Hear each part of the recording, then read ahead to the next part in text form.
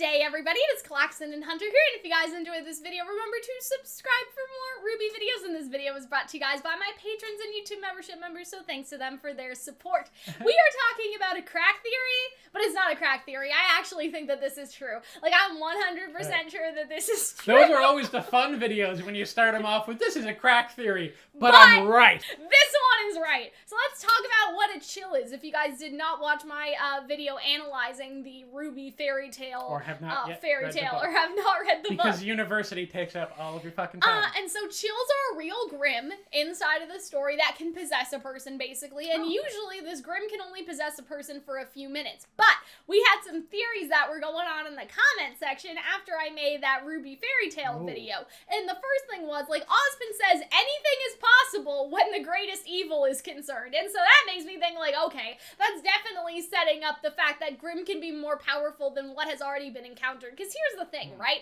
Like, huntsmen can't study the Grimm. Like, we talk about this in, like, volume 1 and 2. Like, they try to capture the Grimm and then they just disappear, right? And all that stuff. So you can't really scientifically test this. It's only what huntsmen have seen. But what about the greater horrors that huntsmen have not seen? And so that's a question, right? Secondly, this was a comment from Robert Watson. And so he had the idea that if Neo was, like, say, in a coma or something like that, the chill could have permanently possessed her. And that's why she can't speak. Exactly. And so there's basically the theory that, like, if a chill possesses, you know, somebody that has full control over their mind, that's why they die right away, because the person just can't deal. You know what I mean? But if somebody was in a coma or some sort of, like, incapacitated state like that, it could have, like, full control. The idea that Robert Watson had was that Neo was in a coma and the chill, like, permanently possessed her, and then that sort of woke Neo up, but she could never regain full control, and the chill just never left, which is scary.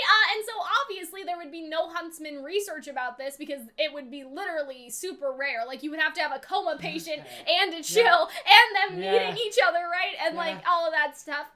I actually really like the idea of this being a Little Mermaid reference, personally. There we go.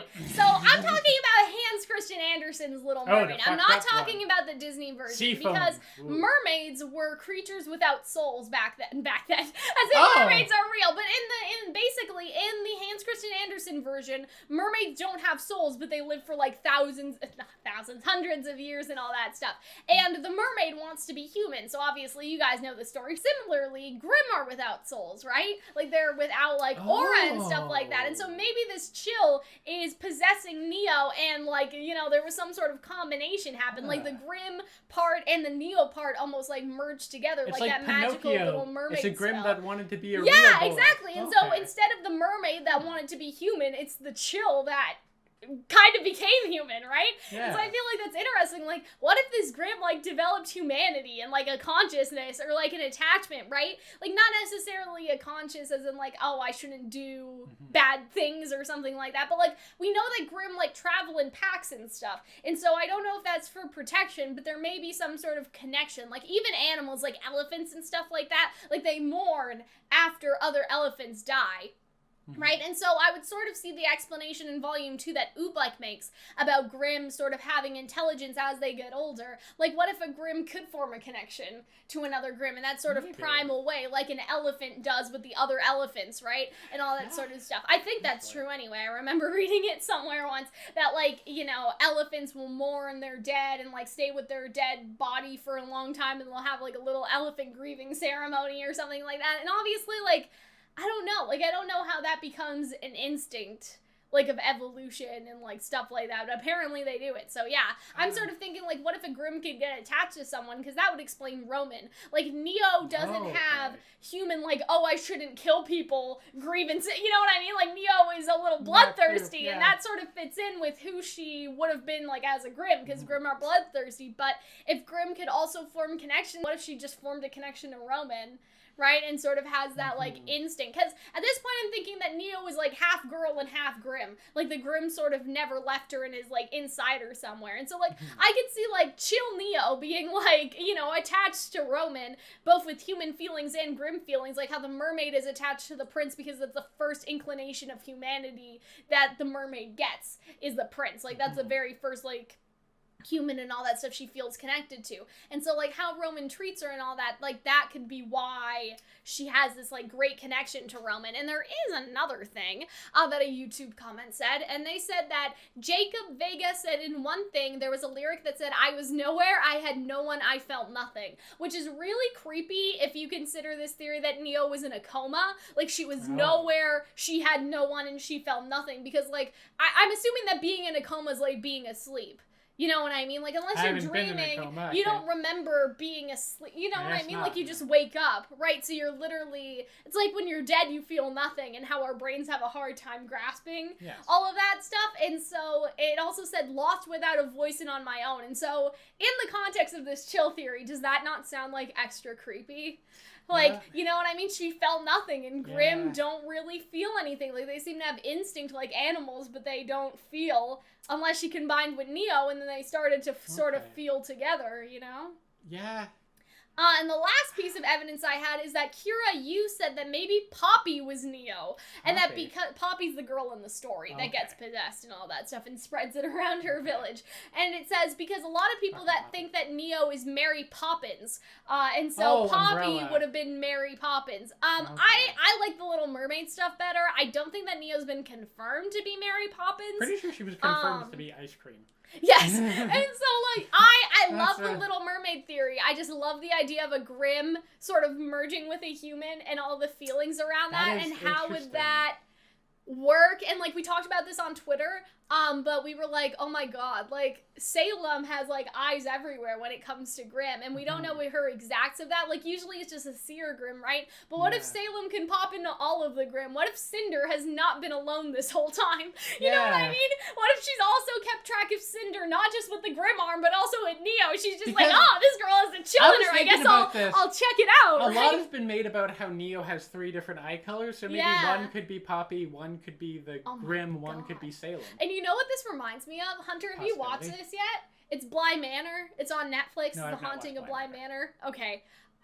Without getting into any spoilers, there is a scene somewhere. I guess if you really want to watch it, don't listen to this part, I guess. But, like, there is a scene where a person and a spirit sort of combine together, and each one of them has a different color eye. Ooh, and so, again, without getting, like, super into it, because it's a really good show, Arnold and I watched it, we really liked it, but what if that's happening with Neo? It's like the Grimm eyes and then her eyes from when she was, like, originally there, and then that just sort of that white color is just like white. What if that's the white from the Grimm or something like that? I don't know.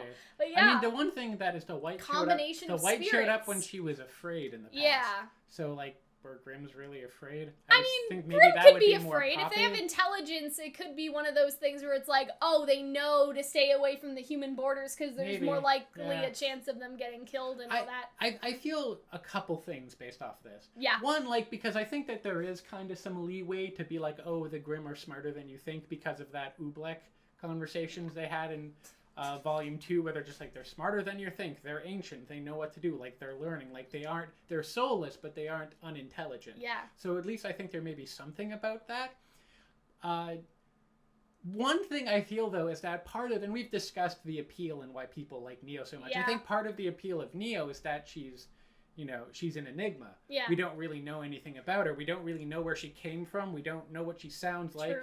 We don't really know how she came to know Roman, or really what her motivations are. One hell of a story? So like, yeah, this would be a fucking, like, like, just a massive, like, guess what? But would learning everything about Neo, and it turns out that she's like this crazy weird shit about, like, a seer Grimm that most people haven't heard, or like a type of Grimm that people haven't heard of if they haven't watched the show. Or read the book, read the book, and only watched the show. Would that maybe come off as, like, well, now we know the mystery, and it's just less compelling? I think that there would still be a lot of mystery if they said that, because everyone would be like, what the fuck? Like, how the fuck does this work? But yeah, I do understand what you mean, Hunter, but I feel like at the same time, I think that this is, like, if you're gonna give Neo a story, this is the story. Like, this is it right here. To give it this story. Maybe. You know? And I also just think, like, I just think it's also, super like, fascinating. How would they communicate that in the story? Without, like, Salem would be like, there's something weird about you, sis. Like, let's